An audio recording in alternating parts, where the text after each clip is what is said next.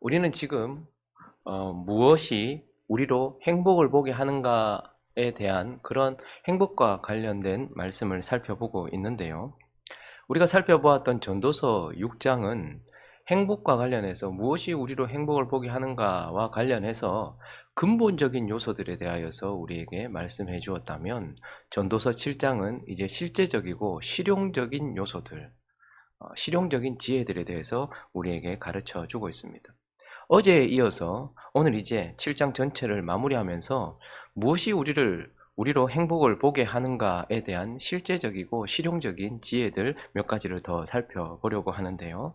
첫 번째는 세상 속에는 모순이 있다라는 것, 이것을 인정하는 것이 필요하다라는 것입니다. 여러분, 우리는 어렸을 때부터 권선징악, 인과응보, 심은 대로 거둔다, 공평, 이런 개념들을 배워왔습니다. 그러나 우리가 실제로 살고 있는 이 삶의 현실은 어떻습니까? 오늘 본문을 시작하는 15절을 보시면 같이 한번 읽어볼까요? 시작. 내 허무한 날을 사는 동안 내가 그 모든 일을 살펴보았더니 자기의 의로움에도 불구하고 멸망하는 의인이 있고 자기의 악행에도 불구하고 장수하는 악인이 있더니. 인과응보, 심은 대로 거둔다라는 거잖아요. 그런데 우리가 사실 살고 있는 이 삶을 보면 악을 심었는데 장수를 거두기도 하고 의를 심었는데 멸망을 보기도 하는 이러한 일들이 있더라는 거예요. 그래서 우리가 사는 세상은 예외, 모순 혹은 역설이 있다라는 것. 우리가 사는 세상은 질서와 법칙과 인과응보적인 부분도 분명히 있지만, 그러나 이 세상 속에는 예외도 있고 모순도 있고 역설이 있다라는 것을 우리가 인정을 해야 한다라는 것입니다. 그러므로 어떻게 하라는 거예요? 오늘 16절과 17절까지 한번 먼저 읽어볼까요? 16절과 17절 시작. 지나치게 의인이 되지도 말며 지나치게 지혜자도 되지 말라. 어찌하여 스스로 패망하게 하겠느냐? 지나치게 악인이 되지도 말며 지나치게 우매한 자도 되지 말라. 어찌하여 기한 전에 죽으려고 하느냐? 이 말은 무슨 말입니까? 16절을 다시 돌아가 보시면 16절을 다시 가보시니까 지나치게 의인이 되지도 말라. 의인은 좋은 거잖아요. 근데 이게 마치 우리가 군에 가면 야, 니 너무 잘하지도 말아라. 그리고 너무 또 못하면 안 된다. 딱 중간만 해라. 너무 잘하면 늘 끌려다녀서 피곤하고 너무 못하면 늘 끌려다녀서 두드러 맞으니까 중간만 해라. 이런 의미일까요? 사실 이 의미는 그런 것이 아닙니다. 우리가 이 세상에 모순이 있고 예외가 있고 역설이 있다 하여서, 그래서 지나치게 악인이 되지도 말라는 것은 이러한 모순이나 역설을 보면서 와, 내가 의를 심었는데도 나는 멸망하는 저 사람들 보고 내가 이렇게 열심히 했는데도 이런 거밖에 얻을 수 없나? 이런 예외와 모순 속에 있나? 역설 속에 있나? 이것에 너무 낙심해가지고 그래, 이제부터 그냥 마음대로 살란다.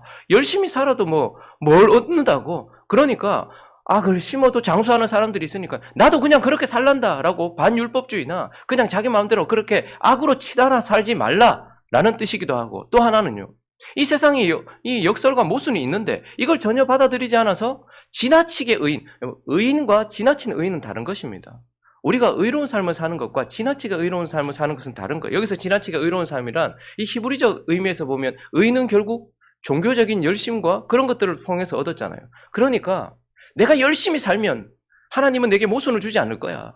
내가 열심히 종교적으로 율법적으로 다 맞춰서 살면, 완벽하게 살면 하나님은 내게 복만 주실 거야. 그리고 그렇게 하셔야만 돼 라는 것을 주장하듯이, 그래서 내 삶에 하나님이 어떠한 일도 하지 못하고 내가 선을 심었으니 선만 주시도록 그렇게 의도하면서 하나님을 주장하게 한다든지, 아니면 모순이나 역설이 마치 없는 것처럼, 그리고 그런 것이 내게 일어나서는 안 되는 것처럼 그걸 막기 위한 수단으로 지나치게 종교적이고 율법적인 삶을 살아가려고 하는, 이러한 것도 하지 말아라, 이렇게 말씀을 하고 있는 것입니다. 그러니까 대충 중간만 살아라라는 것이 아니라 모순과 역설을 보면서 너무 낙심해서 악으로 치달아 버리지도 말고, 마치 모순과 역설이 없는 것처럼 내가 잘 살면, 내가 깨끗하게 살면, 내가 종교적으로 열심히 살면, 하나님을 감동시키는 삶을 살면 내 삶에는 아픔도 없을 것이고 고통도 없을 것이고 그럴 것이야 라고, 하나님 그러셔야 됩니다 라고 종교적이고 율법적인 열심으로 그렇게도 살지 말아라 라고 우리에게 말씀하면서 오늘 18절 이렇게 말씀하고 있는데요.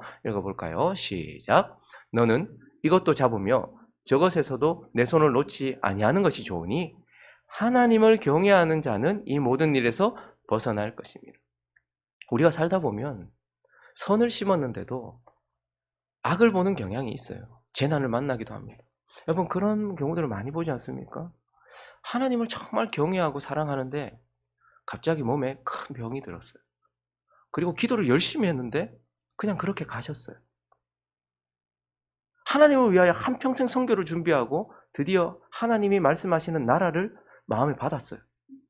그리고 그 나라에 비행기를 타고 몇 시간을 향해 갔어요. 근데 거기서 한 달도 못 버티고 그냥 자녀가 먼저 죽고 그 다음에 아내를 잃고 자기도 건강을 잃고 다시 돌아와야 되는 일들, 이런 것들을 봅니다. 아니, 나는 하나님을 위해서 했는데. 근데 어떤 사람은 오직 자기만 위해서 살았고 하는 일마다 손만 대면 전부 다 대박이 터지는, 이게 무엇이? 이런 생각이 듭니다.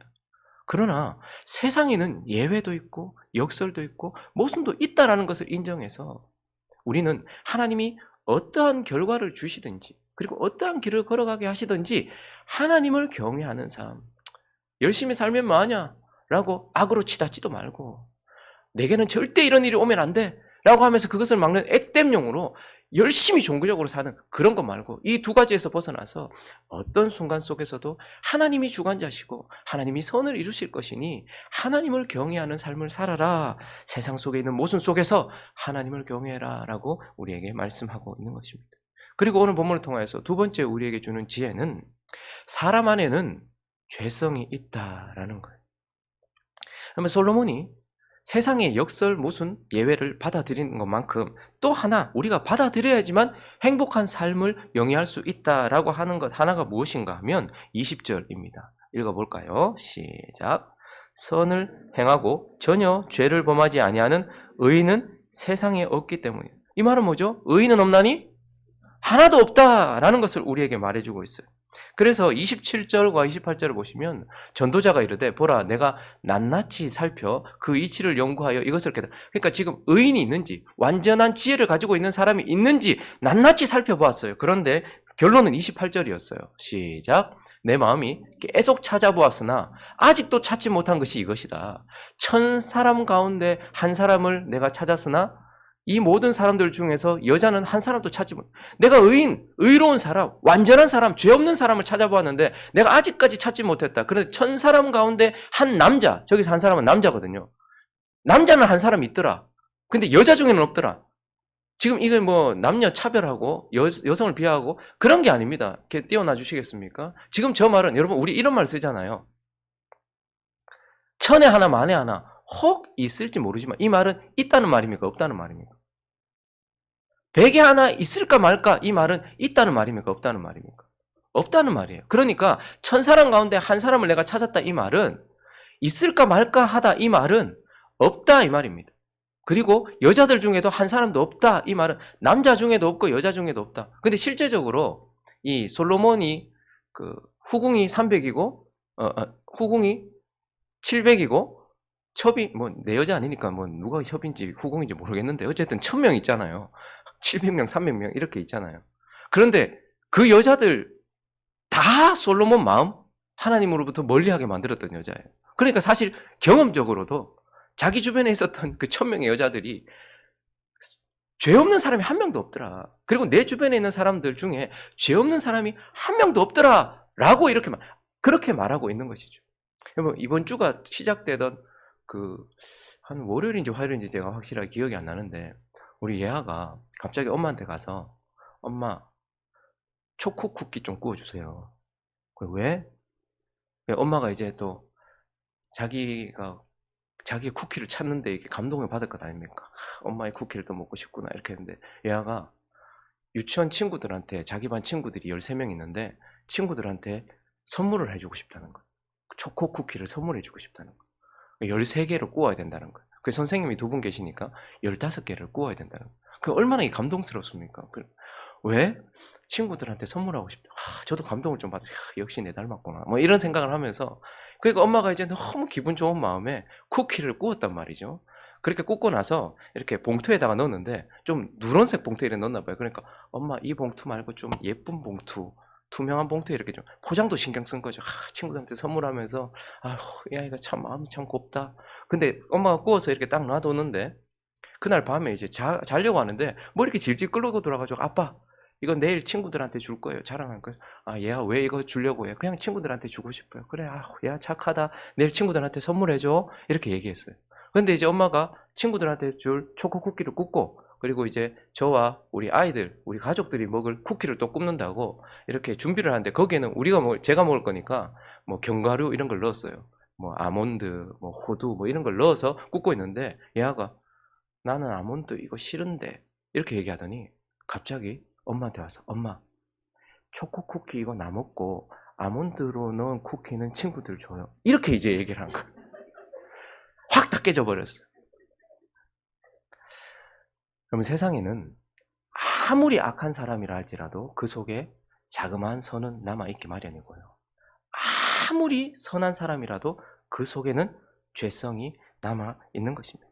그래서 솔로몬이 뭐라고 말하는 거 하니까 21절과 22절을 보시면 또한 사람들이 하는 모든 말에 네 마음을 두지 말아라. 그리하면 네 종이 너를 저주하는 것.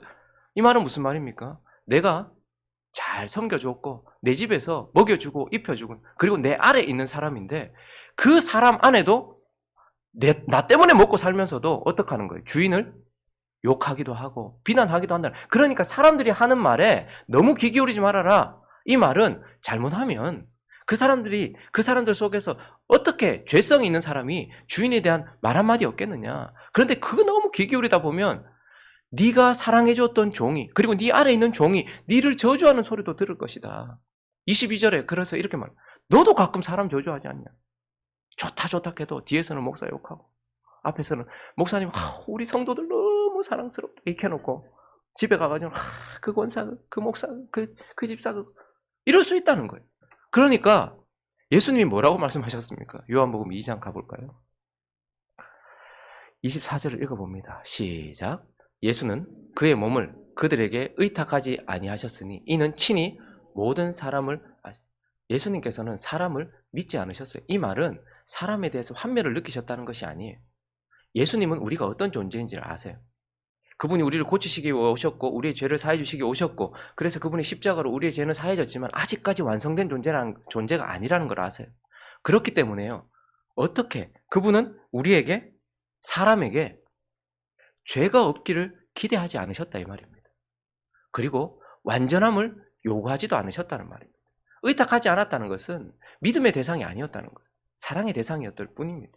우리가 아무리 내 주변에 있는 사람이 좋아 보이고 하더라도 그 사람 안에는 죄성이 남아있어요. 그래서 나에 대한 불만이 있을 수 있고 내가 생각했을 때 내가 상처될 만한 말을 하기도 하고 행동을 할 수도 있단 말이에요. 그러니까 남편이 여러분들을 실망시킬 때가 있을 겁니다. 어떻게 저 인간이 나한테 이럴 수 있노?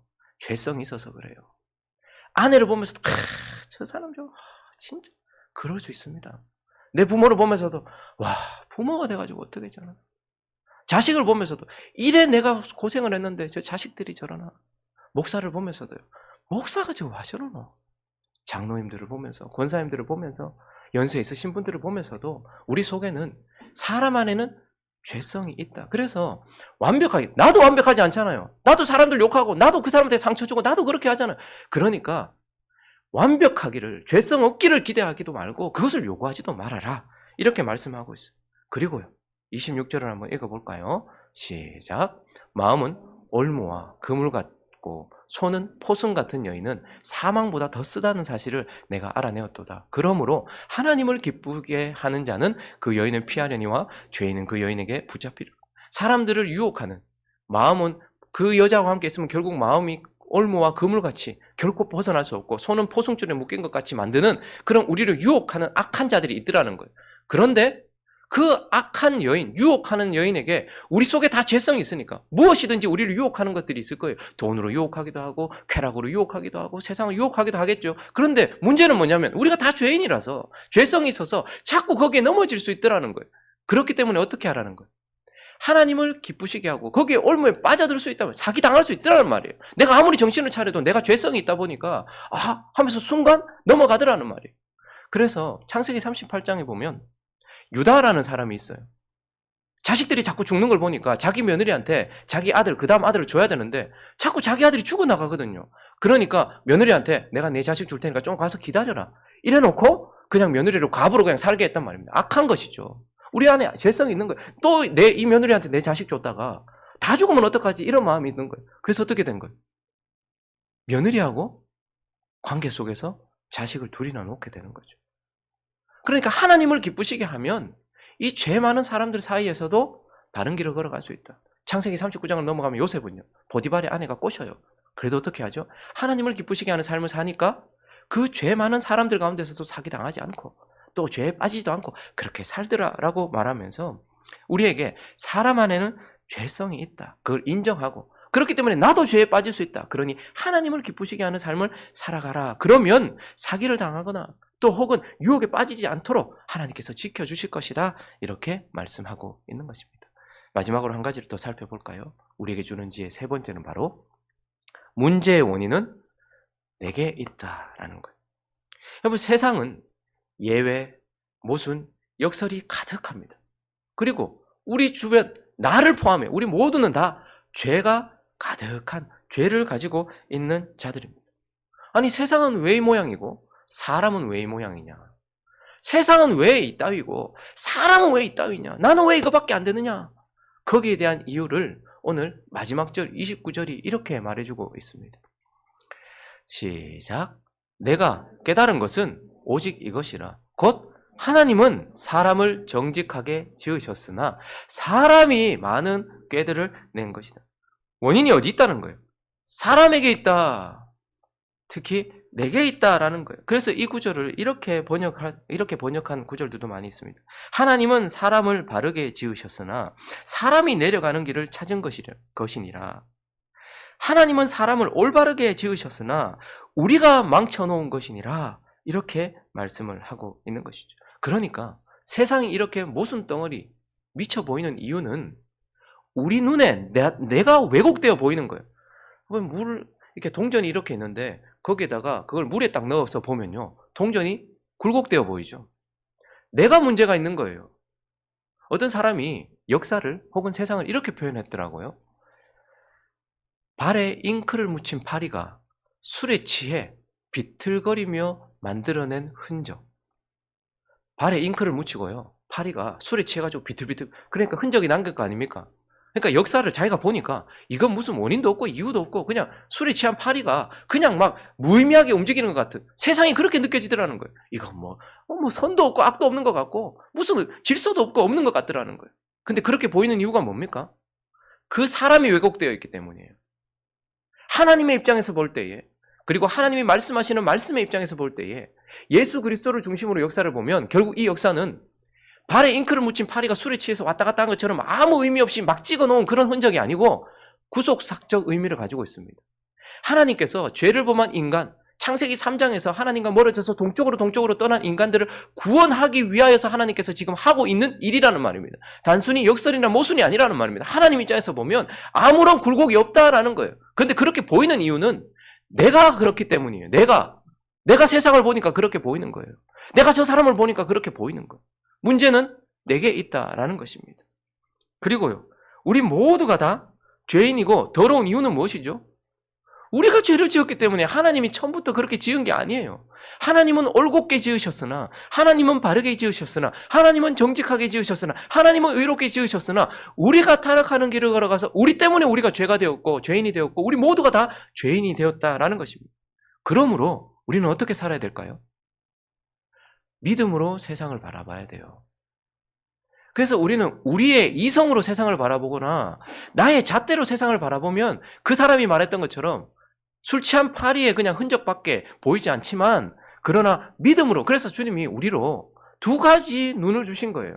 예수 없는 인생에게는 이성이라는 눈을 주셨어요. 그러나 예수를 믿는 우리에게는요, 믿음이라는 눈을 주셨어요. 그래서 믿음으로 세상을 볼 때에 하나님은 우리가 의미 있고 행복한 삶을 살 수 있다라고 말씀하고 있습니다. 그리고요, 어떤 일이 일어났을 때 원망하지 마십시오. 이게 하나님 문제 아이가. 세상을 이래 만들고, 뭐 창조하시고 통치하신다는 분이, 사람을 만드셨다는 분이 세상을 이 모양으로 만드시고, 사람을 이 모양으로 만드셨고, 하나님 때문이다라고 하나님을 원망하지 말란 말입니다. 아담이 자기가 죄를 지어놓고, 하나님이 이거 왜 이렇게 됐냐고 물었을 때, 당신이 지은 이 여자 때문에 내가 이렇게 되었습니다. 여자한테 물었더니, 당신이 만든 이 뱀이 나를 꼬여가지고 이렇게 했습니다. 당신 이렇게 얘기하는 거죠. 우리도 우리 삶에 모순과 역설, 아픔, 눈물, 그리고 죄인들을 통한 고통 이런 걸 만나면 자꾸 하나님을 원망하게 돼. 그 사람 원망하면 그 사람 만나 하나님을 원망하는 것이고, 이 상황 원망하면 이 상황을 만드시는 하나님, 통치하시는 하나님을 원망하는 거예요. 그러니까 자꾸 우리는 우리 자신이 아니라 하나님을 돌아보면서 뭘 잘못했는지 한번 생각해 보십시오 라고 삿대질을 하고 있는 이런 어처구니 없는 상황이 된다는 것이죠. 그러므로 어떤 일을 만날 때마다 이게 왜곡되어 보인다면, 잘못 보인다면 이건 내 문제구나. 그리고 이 일에 있어서 원인은 나다라는 것을 기억해야 한다라는 것입니다. 말씀을 정리하겠습니다. 여러분, 다 그런 건 아니지만 일반적으로 어른들보다 아이들이 훨씬 웃음도 많고 얼굴도 밝고 생동감이 넘칩니다. 여러 이유가 있겠죠. 왜 그럴까요? 많은 이유들 중에 분명한 한 가지는 아이들보다 어른들이 어둡고 어른들이 슬픔이 더 많고 한 이유. 아이들이 우리보다 훨씬 얼굴도 밝고 또 생동감 있게 살아가고 기쁨이 많은 이유는 무지. 하나는 잘 몰라서 그렇고 또 하나는 경험의 부족. 이 두 가지는 분명히 있습니다. 왜 아이들이 그럴까요? 우리도 어렸을 때 순수했을 때 한번 어린 시절 한번 생각해 보면 못 모르고 좋아했던 시절들 참 많죠. 왜 그랬을까요? 현실을 잘 몰라서 그래요. 우리가 사는 세상을 제대로 몰라서 그래요. 자기의 순수한 잣대로 바라봤기 때문에 그래요. 그리고요, 이 험악한 세상을 많이 경험해보지 않아서 그래요. 왜 어른들이 어두울까요? 우리는 현실을 많이 알거든요, 이제. 그리고요, 많이 경험해봤거든요. 그렇기 때문에 어른들이 아이들보다 훨씬 어둡습니다. 행복하지 않아요. 그런데 주님 오늘 우리에게 말씀하십니다. 세상이 어떠한지도 알고 사람이 어떠한지도 알며 그 세상과 사람에서 많은 고통과 아픔을 경험해 본다 할지라도 행복할 수 있다.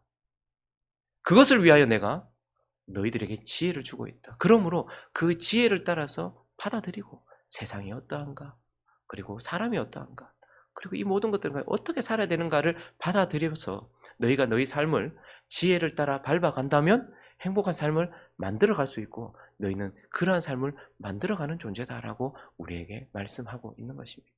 세상이 어떠한지 전혀 모른 채 해맑은 아이들이 아니라, 세상을 경험해보지 않은 채 해맑은 아이들이 아니라 이 모든 것 다 알고 있다 할지라도 행복한 삶을 살아갈 수 있도록 하나님이 주시는 실제적인 지혜와 이 지식들을 가지고서 한 걸음 한 걸음 걸어 나가서 하나님을 기뻐하고 이 땅에서 우리에게 주어진 먹고 마시고 수고한 낙을 누리며 이 땅에서 행복을 누리는 저와 여러분 되시기를 예수 그리스도의 이름으로 축원합니다.